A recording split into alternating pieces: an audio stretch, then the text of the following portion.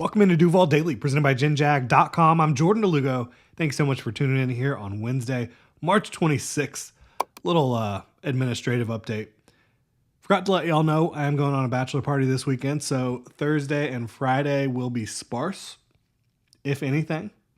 Tomorrow and Friday, not sure about the content schedule, if we're going to be able to get anything to y'all, but we are going to have 2 more shows today, and I'm pretty excited about this one. We have talked a bit about the possibility of Abdul Carter being on the board at 5 when the Jaguars make their pick, or when the Jaguars are scheduled to make their pick in the first round of the 2025 NFL draft. I decided to dive a little bit deeper into the situation because, again, I want everyone to be prepared for every scenario with these Jacksonville Jaguars in the 2025 NFL draft. And I had previously kind of said, if they draft Abdul Carter, is that like a sign that they're not as high on Trayvon Walker? I don't think it necessarily has to mean that. So we're going to talk about it here today. Excited to get into it. Really appreciate y'all tuning in, supporting the channel. If you enjoy the content, please like and subscribe. You can also check out genjag.com/shop, pick up some new Duval gear. So how can Abdul Carter make it to 5, right? Currently, he's my 3rd ranked player in the 2025 NFL draft.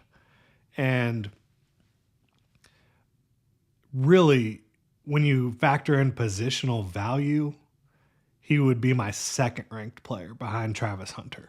Ashton Jeanty is at number 2 right now, but he plays the running back position.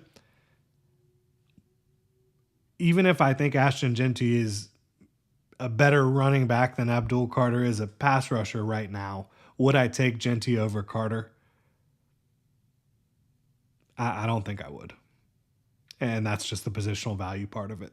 I've told y'all, if there's guys in the same tier of my draft rankings, if they're about the same, if they're close, if they're in that same tier, you'd ideally like to take the guy that's at a position that gets paid more because it's giving you more of a value monetarily and probably making a bigger impact overall on your wins and losses. So that's the direction I would go between those two. But how can he make it to 5? Cam Ward at 1 to the Titans. That's starting to feel like a lock. Anything can happen, but that's starting to feel like it's going to happen. Shedeur Sanders to the Browns at 2, starting to feel like that's probably going to happen. Now, there are some different dominoes that could fall that could change that. But I think Shedeur Sanders is going to the Browns or Giants. And, I know the Giants have 2 veteran quarterbacks now, 3 if you include Tommy DeVito, but 2 that they brought in this year with Wilson and Jameis. That's an interesting situation. I still think Shedeur is going to go off the board at 2 or 3.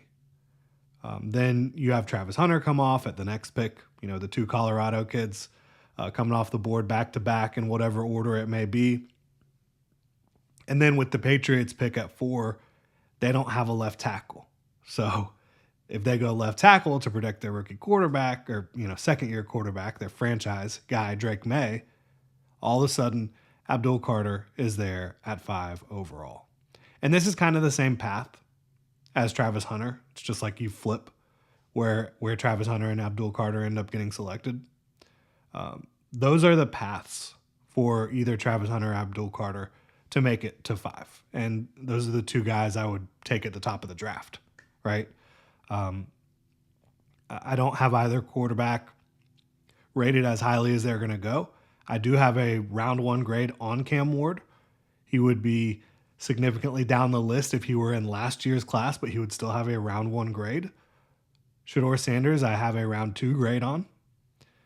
And so, for me, I wouldn't be taking either of them over an Abdul Carter, but you got to find your quarterback, right? You got to find your quarterback. And sometimes that's saving your job, extending your job for a year or 2 because, you have the plan at quarterback the owner feels a little bit better about, right? So I get it, right? So that's how Abdul Carter can make it to 5. is if you get the two quarterbacks off the board and Travis Hunter goes instead of Abdul Carter, and if the Patriots go take an offensive tackle. Will Campbell, Armand Membu, whatever it may be. I think that's the path. What is his skill set? Like, why do I value him so highly?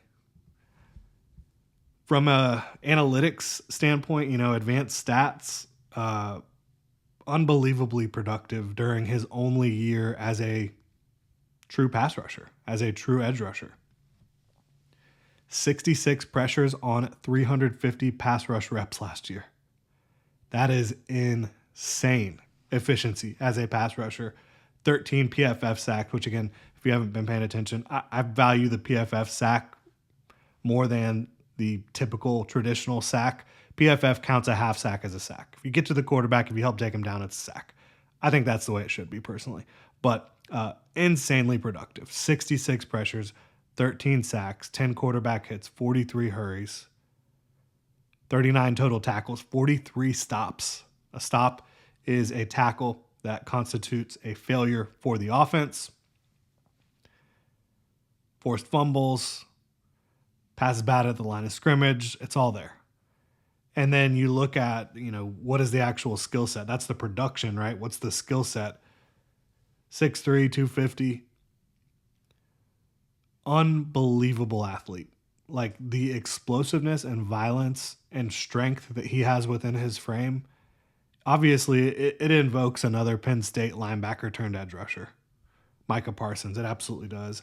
And Abdul Carter just turned 21 years old. I think he's going to be a game wrecker at the NFL level because you just don't see guys with that much explosiveness that can turn into violence, that can turn into bend. A guy that kind of started off a little slow earlier in the year this year, converting down to edge, and then you saw the development. I mean, you saw the hands develop at an extremely high rate. It looked like he was just kind of feeling it out, and then you get into Big Ten play, and all of a sudden he looks like the best player you've ever seen. Not literally, but, an unbelievable football player. And then you've got him invoking Darth Vader with his eye black. I'm a huge fan. Y'all know I'm a Star Wars fan if you've been paying attention for a while. Love the Darth Vader look for Abdul Carter there. That's just an added bonus. But he's got a developing pass rush skill set from the hand usage to the ability to bend, to add that rip at the end that helps you finish off a play, a pass rush. He also can be moved around the formation. I'm not just talking about like put him back at off-ball linebacker. I wouldn't want him off the ball because I want him as close to the line of scrimmage as possible, ready to wreak havoc. But you can put him, kind of mugged up, lined up, head over the center, and he's very efficient doing that. Not with a hand or two in the ground, but just lined up, 2-point stance. And he can wreak havoc that way as well into the backfield. He's also a better run defender than you would expect. I don't think you're ever going to expect him to be like this super stout edge setter, but is he someone who can set the edge at a reasonably high level and then also be a disruptor in the run game, somebody who can quickly dispose of an offensive tackle, trying to quick set him, get out on him quickly, and then make a play in the backfield or at the line of scrimmage? Yeah, I mean, he can do all that.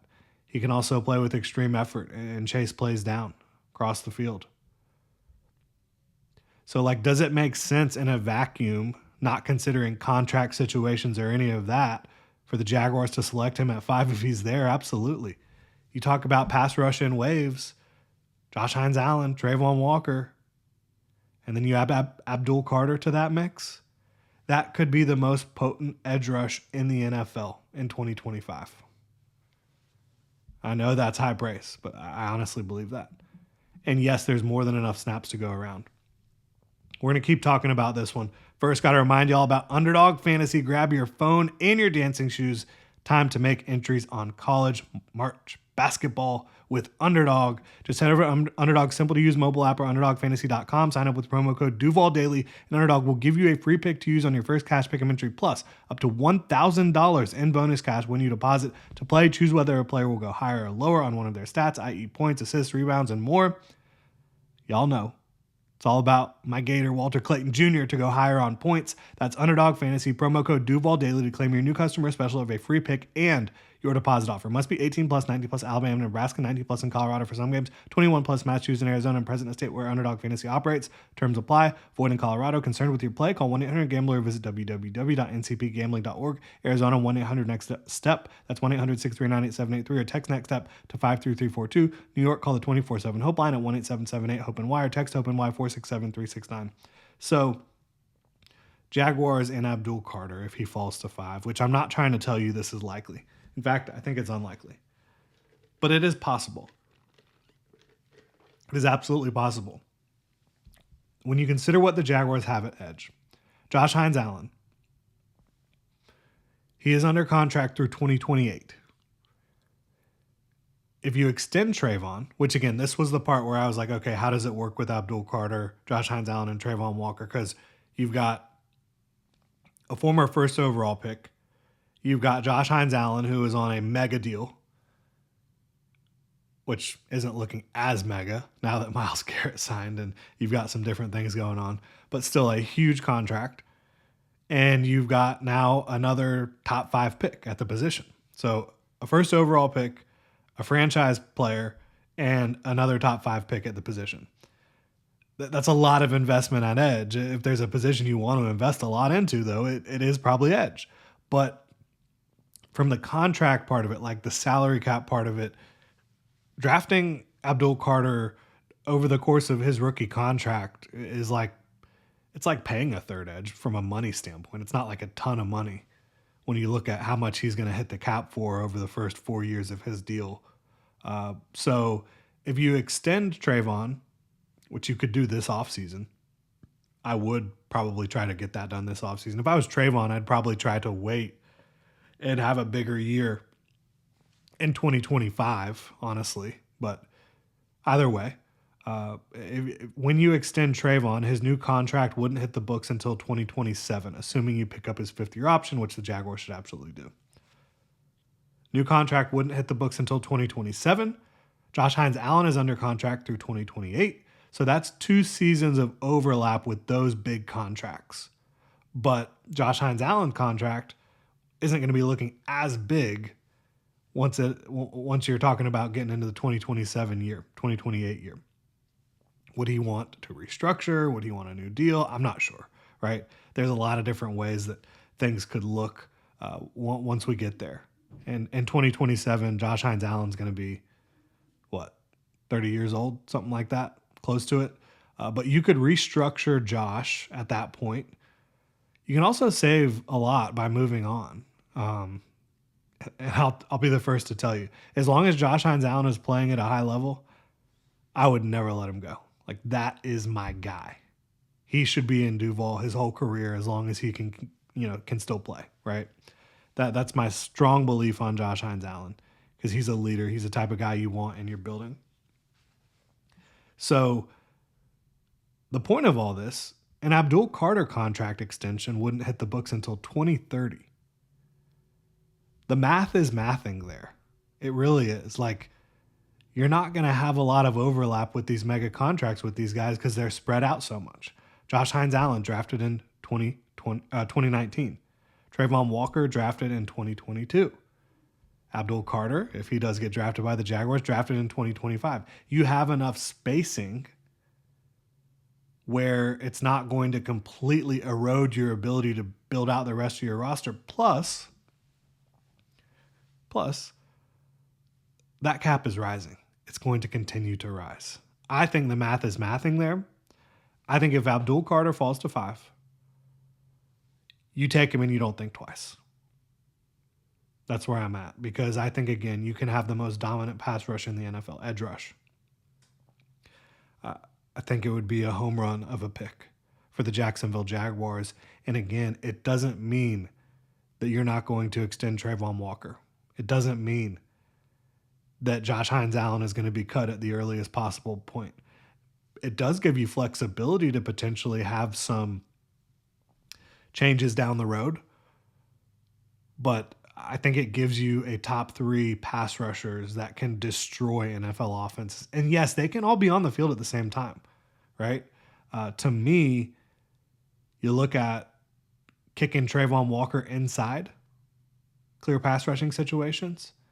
You could have Trayvon Walker, Eric Armstead, Josh Hines Allen, Abdul Carter all on the field at the same time on third down. I mean, that gets me juiced up thinking about that combination. That would be unbelievable. So, yeah, I think you do it. Now,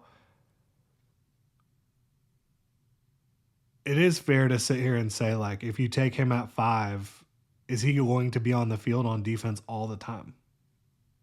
I think that's something you could figure out. Could you have him